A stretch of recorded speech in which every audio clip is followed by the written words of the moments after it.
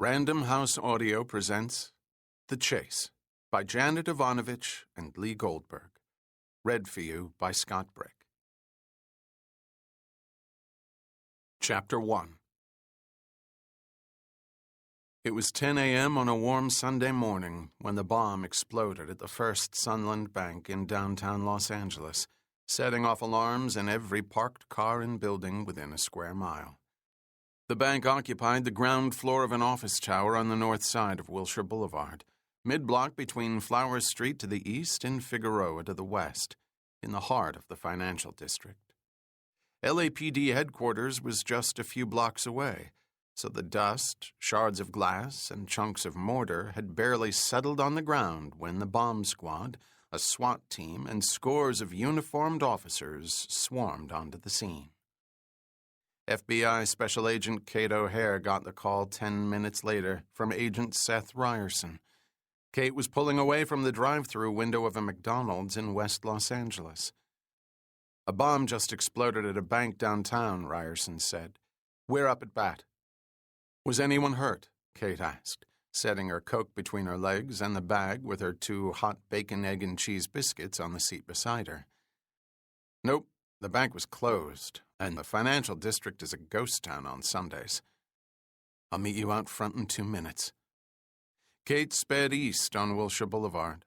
The Federal Building was in Westwood, only a few blocks away, just past the San Diego Freeway overpass. Ryerson was waiting for her on the sidewalk when she got there. He wore a blue dress shirt and red striped tie under a blue FBI windbreaker. He was in his early 30s. Tall and pale, with a rapidly receding hairline. She'd noticed that the faster he lost his hair, the more he lifted weights. Soon he'd be a bald man with grossly inflated biceps. Kate was about the same age as Ryerson, but a lot less concerned with her hair, partly because she had a lot of it, and partly because she could care less. At the moment, her shoulder-length chestnut brown hair was pulled into a ponytail, and her slim, athletic body was appropriately clothed in a dress for success, dove-gray pantsuit, the jacket left unbuttoned to allow her easy access to her Glock 9mm. Kate was ex-Special Forces. She believed in law and order, God, and her country, and she suspected that through no fault of her own, she'd lost control of her career and her life.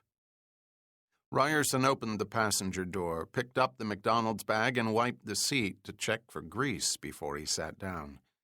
Kate made an illegal U-turn across Wilshire Boulevard and minutes later made a sharp turn onto the southbound San Diego Freeway. She steered onto the transition to the eastbound Santa Monica Freeway and could see that traffic was backed up behind an overloaded, rusted-out truck that had spilled wooden crates across 3 lanes. "There's no rush," Ryerson said, nervously tightening his shoulder harness, sensing that there was a maniac behind the wheel.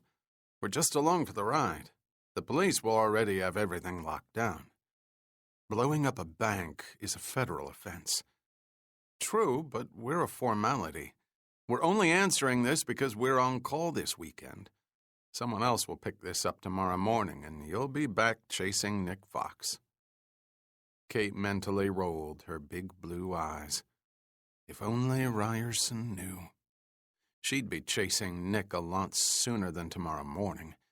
This whole bank event was a fake, a sham, a gigantic waste of taxpayer money, and God knows how many police officers' time. And she was involved. The very thought made her cringe. All her life, she'd tried to do the right thing and uphold the law. And now it was a confusing mess.